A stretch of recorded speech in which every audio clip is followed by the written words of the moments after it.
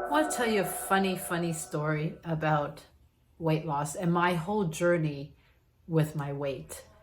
You see, in my 20s, I remember I was working for a fitness spa, and they were an exclusive spa that was super expensive to get in. And a lot of the movie stars and very rich, affluent people would be holding memberships at this spa. And this was in Hong Kong.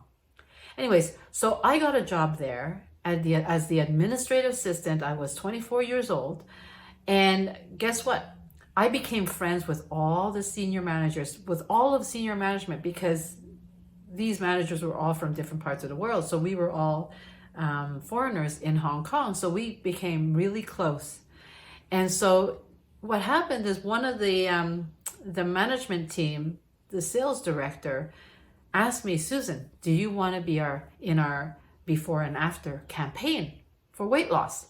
Because that spa was selling not only exercise in a gym, but they were selling all these different slimming treatments, all these cellulite removing treatments that were super expensive, right? And massage and so on. So I said, well, yeah, for sure. I'll be the before and after model, right? And I mean, I wasn't obese. I'm 5'8.5". I was probably about 160 pounds at that time. So I could get away with it. I wasn't skinny. But in Hong Kong, that is what you call overweight, right? Because in Hong Kong, all the Asian girls are very small. So when I'm 160 pounds, even though I'm fit, it was still overweight. So anyway, so they chose me as their model, and it was a before and after campaign for 8 months. So what happens, they took the photos and the before pictures and with these leotards and these tights, and I'm like, oh, geez. I mean, I know I'm not overweight, but I don't wear that type of thing, right? Anyway, so we took all the pictures and we were ready to go. So every day for months and months and months, I would get into get into work. They would put me in a treatment for an hour in the morning.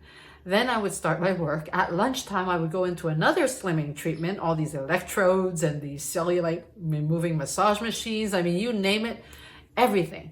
So I went through this for months. They even controlled what I ate in the day at the health juice bar because they wanted to make sure that, but guess what? So months later, I avoided getting checked in or anything like that, like getting weighed in and getting checked in and everything. So after about 7 months, the sales director says, oh my gosh, Susan, we have to weigh you in. We have to do all the before and after now because we're running out of, time for the campaign. So I said, oh, don't worry about it. Don't worry. I know I think I gained a little bit, but it's okay. It doesn't show. And, and so she says, no, we're going to go into the gym. We're going to do all the weigh-in. We're going to do all the measurements. And I hopped onto that scale. I was shocked. I thought I was 170 pounds because I knew I gained a little bit of weight. So I figured 160 something to 170 wasn't so bad, especially when I'm that tall. But oh my God, I was 192 pounds. Literally 192 pounds. I did not realize I had gained that much weight.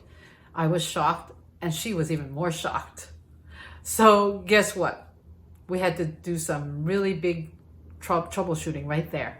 Because I obviously can't lose the weight in a month. So guess what? They took the before pictures and turned it after. And so that's the story of my failure in weight loss or failure in these expensive treatments. It did not work for me because I was partying at night and drinking a lot of alcohol and just completely abusing myself and partying. So that's my story, what not to do in weight loss.